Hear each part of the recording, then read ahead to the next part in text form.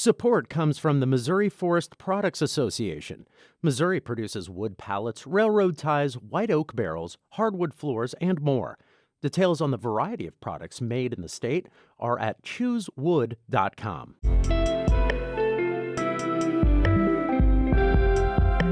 From the St. Louis Public Radio Newsroom, this is The Gateway. It's Wednesday, March 20th. I'm Jonathan Ahl.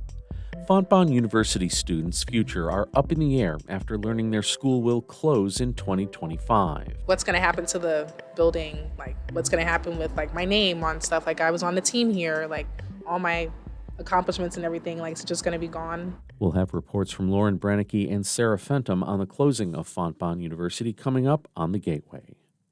Illinois Congressman Mike Bost prevailed in the GOP primary in Illinois' 12th District. St. Louis Public Radio's Jason Rosenbaum reports he beat back a familiar name in state GOP politics. Bost defeated former state Senator Darren Bailey in the Republican primary for the Southern Illinois-based 12th District. The Murfreesboro Republican faced a more competitive election cycle than usual, primarily because Bailey was the GOP nominee for governor in 2022. Bost had more money and more endorsements, including from former President Donald Trump. And while the final result was not a blowout, Bost says his win sends a clear message. I know what needs to be done. I've got the experience and the know-how to work with my colleagues to gain ground. Bost will be heavily favored to win in November, since the 12th is one of the most GOP-leaning seats in the state. I'm Jason Rosenbaum, St. Louis Public Radio. Army veteran and photography business owner Joshua Lloyd will represent the GOP in the 13th Congressional District race in November. He defeated law school student Thomas Clatterbeck in yesterday's primary. The district that includes much of the Metro East and extends all the way to Champaign-Urbana is currently represented by Democrat Nikki Budzinski. Lloyd will face an uphill battle in the general election as the district leans heavily Democratic. After 8 years, Madison County will likely have a new board chairman. St. Louis Public Radio's Will Bauer reports County Treasurer Chris Slusser beat incumbent Kurt Prenzler for the GOP nomination, and no Democrat has yet to declare for the general election. Slusser soundly beat Prenzler 62% to 38%. Slusser says the wide margin of yesterday's victory surprised him. But I'm super ecstatic. The voters spoke overwhelmingly tonight. I didn't expect this big a victory, but it's very rewarding and refreshing to see. At one point, Slusser and Prenzler were allies, but they turned bitter rivals during Prenzler's first term in 2016. Prenzler says he wanted to thank his supporters, and he doesn't know exactly what's next for him. His term is over at the end of November. In Wood River, I'm Will Bauer, St. Louis Public Radio. Democratic President Joe Biden and Republican Donald Trump are big winners in Illinois' presidential primaries, but as Dave McKinney reports, each showed signs of possible weakness with their parties. With only nominal opposition, there never was any doubt that Biden and Trump would win their respective primaries here. Yet, there were possible signs of trouble for both. In Chicago and suburban Cook County, for example, nearly 100,000 voters cast Democratic ballots but didn't choose Biden for president. And in vote-rich DuPage County, nearly 30% of Republican voters cast ballots for Trump rivals no longer in the race. The lopsided wins that Biden and Trump scored in Illinois come after each candidate last week secured enough delegates for their party's nominations. This is Dave McKinney. St. Louis Symphony Orchestra's In Unison Chorus is broadening its reach by striking a deal with Fenton-based Morning Star music publishers. They'll distribute sheet music by Black composers and arrangers. St. Louis Public Radio's Jeremy Goodwin reports. The In Unison Chorus focuses on music from the Black Church, arranged for chorus plus orchestra. Here's chorus director Kevin Macbeth leading In Unison alongside the orchestra in It's Working by Isaac Cates.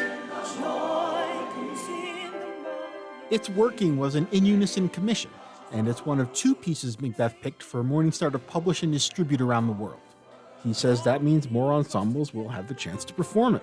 When I started with the In Unison Chorus, it became pretty obvious that there were gaps in music available. Even though we had wonderful literature that was available to us, there just wasn't enough of it. In Unison is celebrating its 30th anniversary this year. I'm Jeremy Goodwin, St. Louis Public Radio.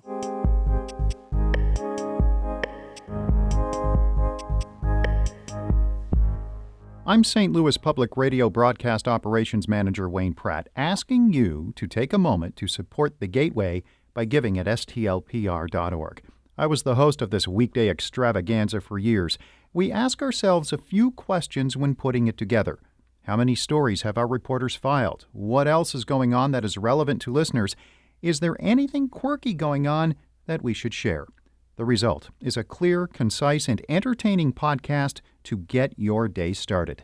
We can't do it without your support. Give now at stlpr.org.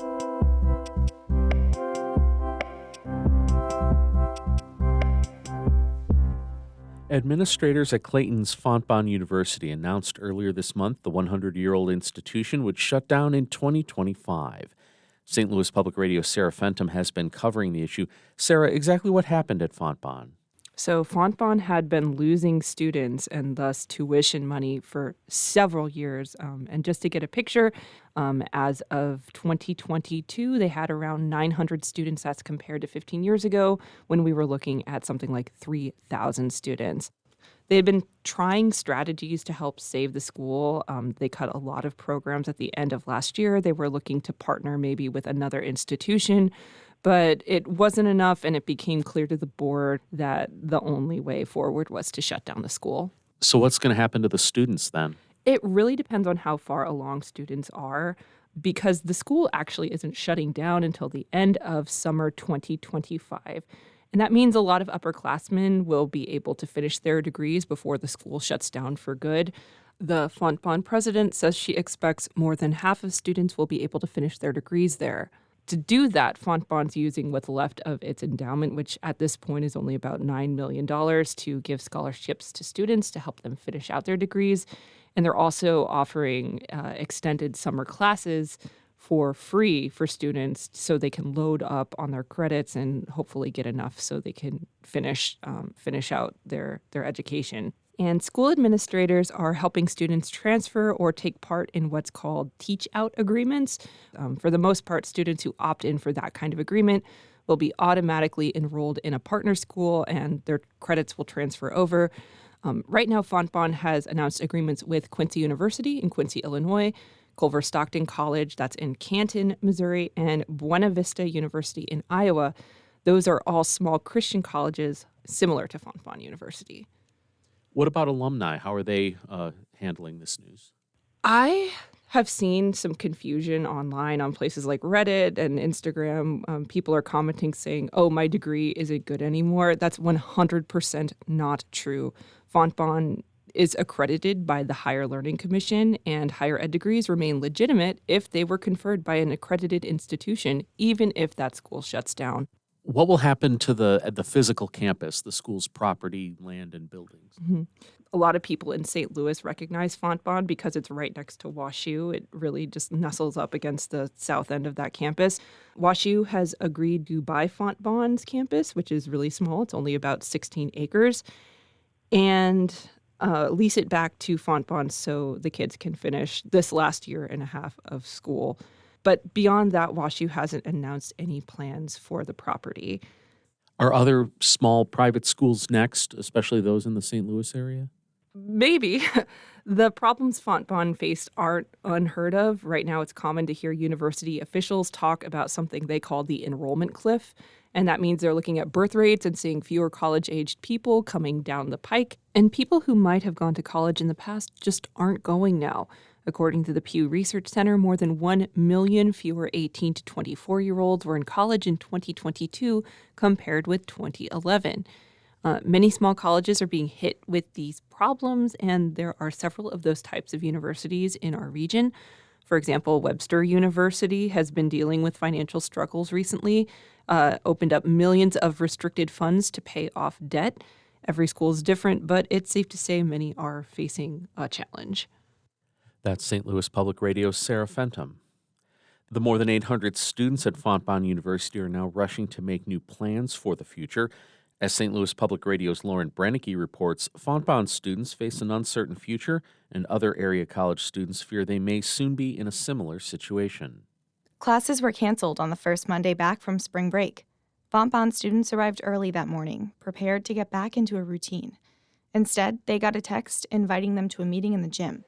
Ava Singer, a sophomore studying social work, says she had an idea of what the meeting was about. We kind of had suspicions, and Nancy Blotner went up there and was just kind of explaining that WashU wrote a check and is buying us out. Nancy Blotner, Fontbonne's president, told students that the university would close in 2025. The Board of Trustees voted on the school's fate just a day before. Fontbonne dropped 21 academic programs and even more faculty positions in November. Singer's degree program, social work, was one of them. She'll transfer sooner than expected. Really, I think we all knew there was money problems from past. I thought it was going to close, but not this early, not this soon, not so soon. Total college enrollment has dropped more than 7% in the past decade. Blotner says they couldn't outrun falling enrollment. I think that for the first time in my life, people are questioning the value of higher education. I also think that it's difficult for people to meet the needs of tuition. So, we are not alone in that. Fontbonne's not the only local campus that's struggling. Webster University recently reclassified endowment funds to satisfy requirements for a $30 million loan. Lindenwood faces falling enrollment and budget cuts. Audrey Woods played on Lindenwood's field hockey team. We weren't even given a facility on campus, and it's only been a year since we've had a full D1 schedule, so that already is upsetting because we feel like we just weren't even given a chance before they cut us. Woods doesn't plan on playing collegiate sports again, even if she transfers. Field hockey was a big part of why she chose Lindenwood. It became a D1 school less than 2 years before cutting 10 sports teams. Fontbonne made changes to sports programs, too. They boosted enrollment with a sprint football team in 2022. The sport brought in interest and tuition money, but half the team quit less than a year later. LeBron Matthews is still on the team. Practice was canceled on the day Blotner told students of Fontbonne's closure. This was kind of my last resort that I had, because I was in the union for a little bit, then I left to go to school, play football, and now it's gotta leave and find somewhere else to go. Matthews sat with his teammates outside the fitness room after hearing the news. He says they'll try to stay in touch despite the school closing, but they've seen how difficult it can be. It's weird. I don't know, a lot of our friends left from last semester. You get a FaceTime here or there, but other than that, you don't really talk to them, or it really just feels a lot different. Ogechi Okpara graduated in 2023 and ran track for 4 years, setting school records. She still practices with her former teammates, and their achievements hang on the school walls. Just it being just closed down and just gone, it's what's going to happen to the building? What's going to happen with, my name on stuff? I was on the team here, all my accomplishments and everything, it's just going to be gone. So it's kind of sad. Fontbonne will provide students with teach-out plans and scholarships if they choose to stay for the school's last semesters. Blotner will retire after 3 years as president of the university. My husband and I have 2 grandchildren who are students here, and they were in the audience and didn't know that this announcement was being made. And I tried not to watch their faces because that was personal for me, too. Washington University, another private school, will expand to Fontbonne's campus in 2025. Officials haven't published plans for the buildings yet, but students are hopeful that pieces of Fontbonne will remain beyond the school's 101 years in business. I'm Lauren Brennicky, St. Louis Public Radio. The editors at St. Louis Public Radio are Brian Munoz, Brian Moline, Lara Hamden, Fred Ehrlich, David Cazares, Brian Heffernan, and me, Jonathan Ahl. The Gateway is a production of St. Louis Public Radio, a member-supported service of the University of Missouri, St. Louis. Music by Ryan McNeely of Adult Fur. From the St. Louis Public Radio newsroom, this has been The Gateway. Support comes from the Missouri Forest Products Association, providing more than 41,000 jobs in the production of wood pallets, railroad ties, white oak barrels, hardwood floors, and more. Details at choosewood.com.